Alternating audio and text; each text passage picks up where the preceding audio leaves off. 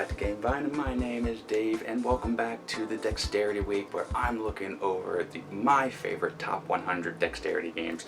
I've already listed 20, and we are starting on today on number 80. If you want to fill in the holes, if you haven't watched other videos, go do that, but right now we're just going to jump right into it and get on to number 80. Let's go. So number 80 is Pool Sharks. We have a review on this if you want to check it out, but basically it's pool with these shark guns that you click back and you play pool. Different various pool you can play. It doesn't have a full count of balls, but it has like 12 or 13. A good game. I don't know how easy it is to find, but it's made by Game Right. It's held up relatively well. I've had this game for years. It does have one of those, I don't like those boxes with the flappy flaps, but other than that, this is a good game if you like pool and you like really cool production, because the holes in here are fish that eat and gobble up the balls. This one might be for you, but that is the first one. So let's move on to the next game. Let's go. Okay, so number 79 is Flower Fall. I have this somewhere, I just couldn't find it. It is a dexterity game where you're taking flowers and you're dropping them, well, taking cards, not flowers, that'd be cool.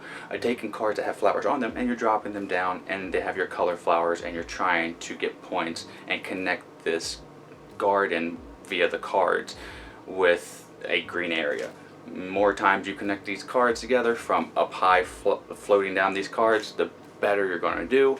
It's really simple. You can probably find this one on Amazon. So that's it. Let's go on and move to 78. Let's go. Okay, so number 78, I've always liked this game, and whenever I see it, I play it, but I don't see it often. Normally when I'm over at my brother's house and he has the kiddos, it might be out, but I haven't been able to do that in a while. But this is Break the Ice. Yes, the very simple game that has a penguin or whatever in the middle, and you're using a little hammer to tap these blocks out. And I love the physics of the game. I love the crash of it. I love when we get all the way down, just the line is left and the person has the hammer and they're like, this is, I lose, and just boom, it's satisfying. I like Break the Ice, still do all these years later, and there's a ton of variations of it. You probably already know Break the Ice, and if you don't, well, there is a picture. So let's just move on to the next game, which is kind of close to Break the Ice. Let's go to 77.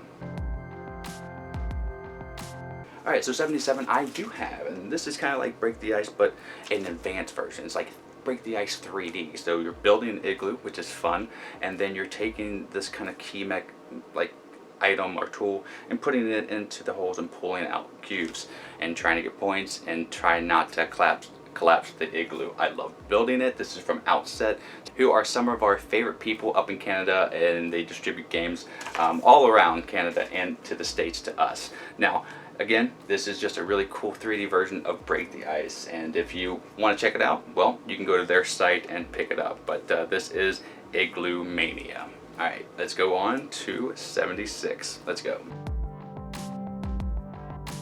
Okay, so 76, there's a whole bunch of versions of this game out, but the one that I played was called Whoopsie, or Whoopsies.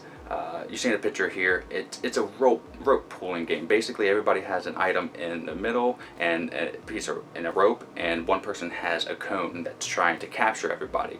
And when the person that's trying to capture everybody with the cone is coming, everybody else has to pull their rope out fast, but you can psych them out and then they'll get penalized if they pull too fast. This is just a frantic, fun game, really easy concept to learn, and not much more I can say about it. The version I played again was Whoopsies, but there's a ton of them. There's like a cat and mouse one, but that's it. Okay, let's move over to 75. Let's go. Okay, 75 I don't have either, but I did play it over there at the convention. I think I actually had it, but I sold it.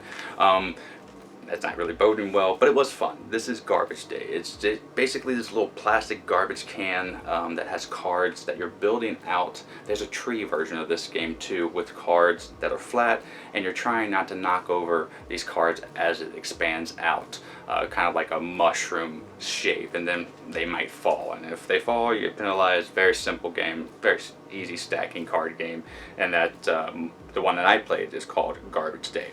Okay, let's move over to 74. Let's go. Okay, so 74 is Sonara. Now, Sonara is a flick and write game, the first of its kind. And if you like roll and write games and you like dexterity games, well, this one is going to be perfect for you. I have a review on this one if you want to check out more information on it.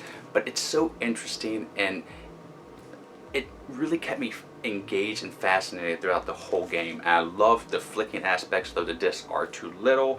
I wish they had a little more bulk to them. But beyond that, the concept of the games and the 4 little mini games that you're able to apply these your material numbers to, it's just so fun and such a great idea. I really do applaud Rob Newton on this game. So if you want to pick this up, you can do so at Amazon, or you can watch a review on our channel here. But we're just going to head and move on to 73. Let's go.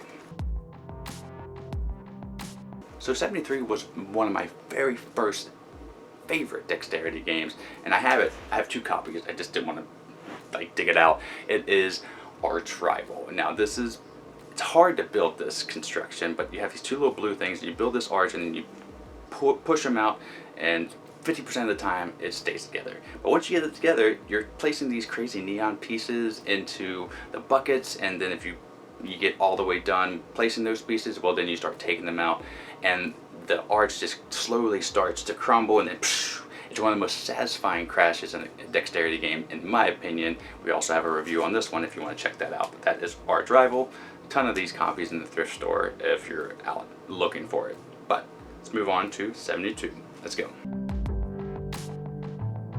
So 72 is Drone Home. Now this is a Play Monster game, and this, normally a board game will come around every generation that has a gimmick to it that utilizes whatever recent technology is. Well, this is this generation's version of that. It has a mechanical drone that you're trying to flick your aliens into that flies up into the sky, and then you just continue to do that over and over again. Now it is something that you want to keep your fingers away from, but though if it does hit you, I've been hit by it a few times just to test it out, it's not going to like break the skin or hurt you. This is going to kind of feel a little bit of a slap, but most of the time it's relatively safe because it goes straight up and then it floats down so you can catch it. I like the idea of this game. I like the execution, and seeing the drone fly off is always fun. I don't care who you are, but it will be distracting for other people in the game room with you if you're at like some kind of convention, which, I mean, hey, they might come over and play with you. Okay, so we have named every game that we want to name today other than one. Let's go to 71. Let's go. So 71 is Flying Marbles, and this is like skee ball with marbles. It is so much fun. We have a review on this if you want to check it out, but basically you're just dropping these marbles off of this ramp and trying to get them into these holes, and sometimes you just get it like all net, and it's just so very satisfying. I already told you I like marbles if you've been watching this list already, so combining it with a mechanism like this, a huge win in my opinion. Now there are expansions for this. It's like $15 though, and all you get are just different boards and some trivia cards, which I don't think it's worth it. But this game, if you see it anywhere, definitely pick it up. It's so much fun.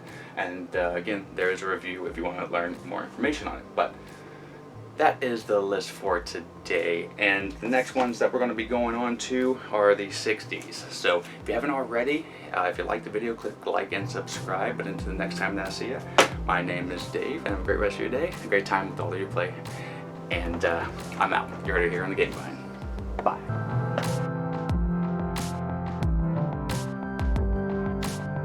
Vine Nation, we love making content here for you on the channel, and we're almost at 10,000 subscribers, so subscribe now and help us out. This video right here, I think you'll like. This video right here, YouTube thinks you'll like. Or you can just sit here and watch me dance as a dinosaur for a little bit longer. You can visit us at our social media outlets, and we're going to be improving our Patreon here soon. That's all for today. Miko, it's time to go. Good girl, Miko.